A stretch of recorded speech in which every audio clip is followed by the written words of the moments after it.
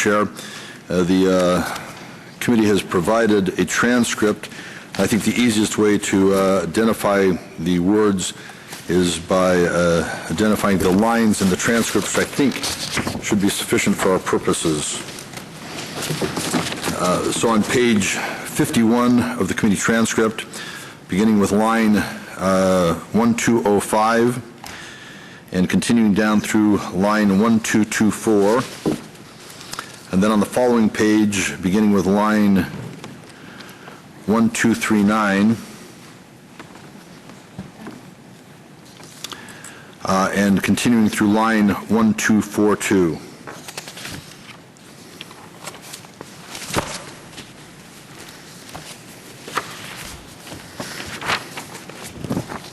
Madam Chair.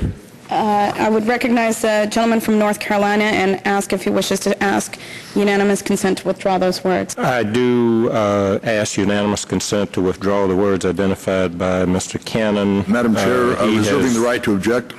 He has shown me the Right words to object and is I've reserved. reviewed them. So I ask unanimous consent to withdraw them. Thank you. The gentleman asked unanimous consent. The gentleman from Utah is recognized under his reservation. Thank you, Madam Chair. First of all, I would like to thank you and also the staff for doing a remarkably thoughtful job on resolving this concern.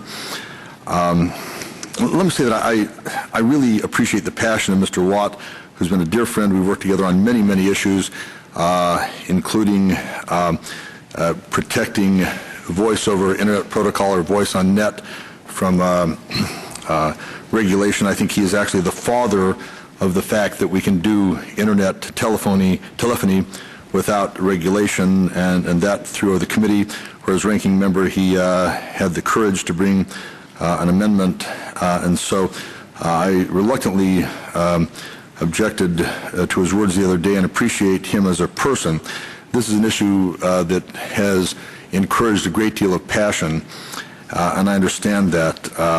I just hope as we continue that the majority will consider the evidence and proceed with calm rationality, which I personally expect will mean that we move on to other issues relatively soon. Thank you, Madam Chair, and I withdraw my reservation. Mr. Cannon, pleased to yield, will the gentleman yield for a second? The gentleman yields time. Pleased to yield.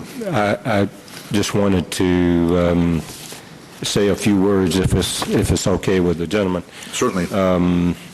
First of all, I appreciate the gentleman, the spirit in which the gentleman has proceeded, and I appreciate the spirit in which the chair of the committee has proceeded.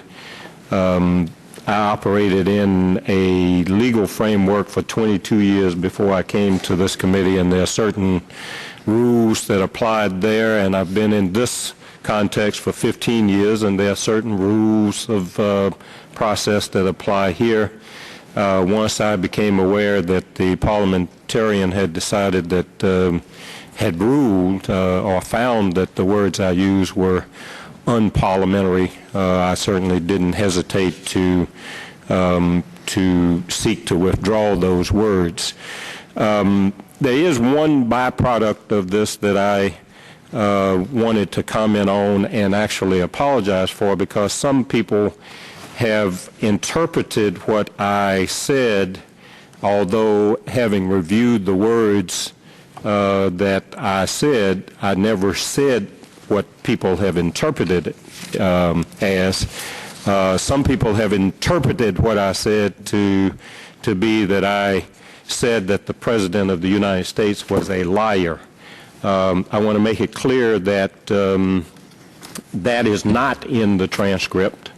First of all, and if it were in the transcript, or to the extent that people interpreted what I had to say as saying that the President is a liar, I want to make sure I apologize to the President for that, because the President is a personal friend of mine, and I don't want anybody left with the impression that I think the President in general terms is a liar. So I appreciate the gentleman yielding, and I'll yield back to the gentleman. I thank the gentleman, and let me point out that having known the gentleman for years and having had many, many courtesies on this committee extended to me by the gentleman, I want to reaffirm his words that his intentions were not, as has been characterized in some circumstances. Madam Chair, I'd also like to make just one other point. That is that a member of the full committee who's not a member of this panel, Dan Lundgren, got engaged in this issue early and with some intensity, and I think his intentions were to maintain the integrity of this body. I think he acted honorably. I just want it to be clear. There was an article in the newspaper that suggested I did things that he actually did, and those were thoughtful things, and I thought he ought to be credited with his position. The fact is, this is a complicated environment that we live in. The rules are complicated, and unparliamentary speech differs from one person to another, and I appreciate again the very gentle way you've handled this issue, and would yield back the balance of my time.